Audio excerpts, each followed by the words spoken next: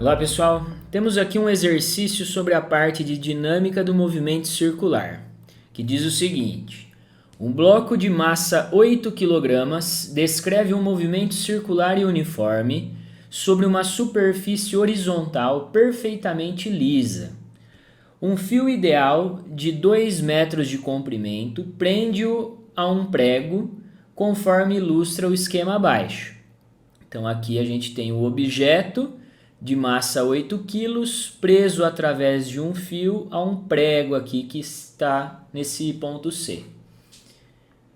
Se a força de tração no fio tem intensidade de 100 newtons, qual a velocidade linear do bloco em metros por segundo? Dado a gravidade valendo 10 metros por segundo ao quadrado. Bom, pessoal, vamos começar esse exercício colocando todas as forças que estão agindo no bloco. Então existe gravidade, esse corpo vai estar submetido então à força-peso, a força gravitacional está atuando nele aqui na vertical e para baixo. Ele está apoiado aqui numa superfície horizontal, como se fosse uma mesa aqui, por exemplo, e ele empurra a mesa para baixo e como reação a mesa ou a superfície empurra ele para cima. Nós temos aqui a força normal, né? Só pelo fato dele relar na superfície, a superfície rela nele e devolve essa força normal para cima. Ele está preso a um fio e o fio sempre vai exercer no corpo uma força no sentido de querer puxar esse corpo. Então existe aqui uma força de tração no sentido de querer puxar o bloquinho aqui para a direita. Porém, esse objeto ele está rotacionando, ele está descrevendo um movimento circular e uniforme nessa superfície horizontal. Ele fala também que a superfície é perfeitamente lisa, então a gente não precisa se preocupar nesse caso com força de atrito.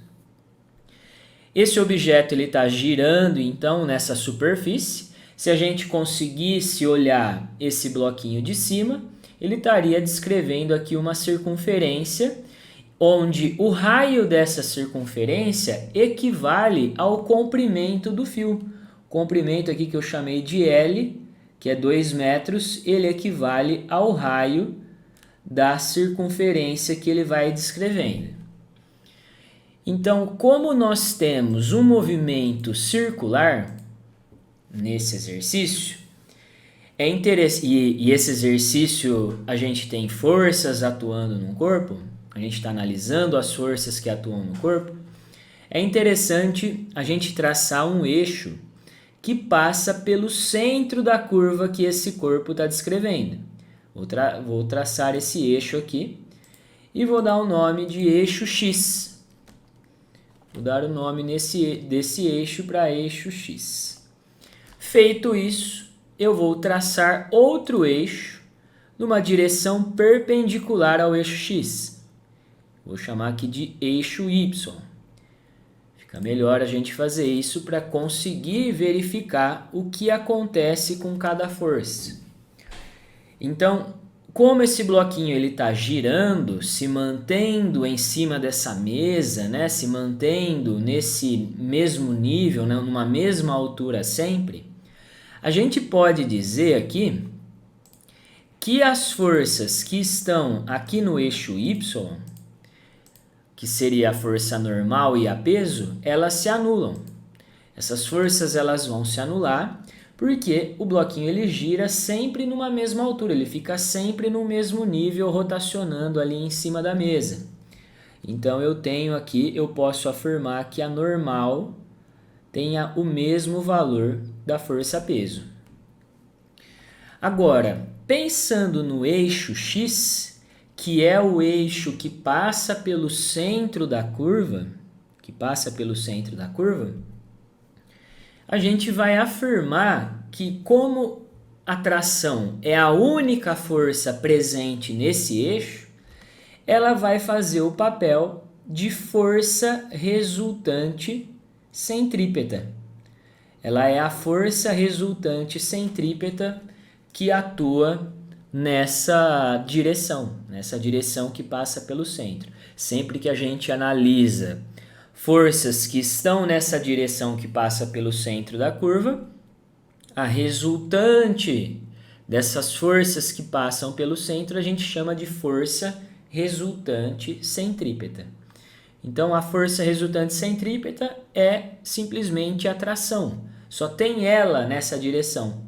E ele afirma no enunciado que a tração no fio vale 100 newtons. Então, eu já vou substituir aqui. A tração vale 100. E a força resultante, pela segunda lei de Newton, é o produto massa vezes aceleração. Mas como eu estou analisando um eixo que passa pelo centro, essa aceleração seria a aceleração centrípeta, que nós podemos calcular o seu valor com o produto, com a relação v² sobre r. Velocidade v seria a velocidade linear, que é em metros por segundo, que é o que o exercício está querendo, e r seria o raio da trajetória que ele está descrevendo. A massa do bloquinho a gente tem que vale 8, já vou substituir aqui também. Vai ficar 100, que é o valor da tração, a massa vale 8, a aceleração centrípeta vale v² sobre o raio, mas só que o raio da curva, como é exatamente o comprimento do fio, eu substituo o raio aqui por 2. Então, aqui desse lado esquerdo, como eu tenho um produto entre um número e uma fração, aqui eu posso colocar como se fosse uma fração só. Eu posso também simplificar esse 8 com esse 2, dividir o 8 por 2, que vai ficar 4. Então, eu tenho 100 é igual a 4 vezes v². O 4 está multiplicando, ele vai passar dividindo 100. Eu só vou escrever a expressão ao contrário agora, vai ficar v² igual a 100 sobre 4. 100 dividido por 4 é o mesmo que 50 dividido por 2, se eu simplificar por 2 em cima e embaixo, que vai dar 25. E como v ele está elevado ao quadrado, para descobrir o valor da velocidade, eu extraio a raiz quadrada, e aí a gente consegue chegar no valor que o exercício estava querendo, que é de 5 metros por segundo.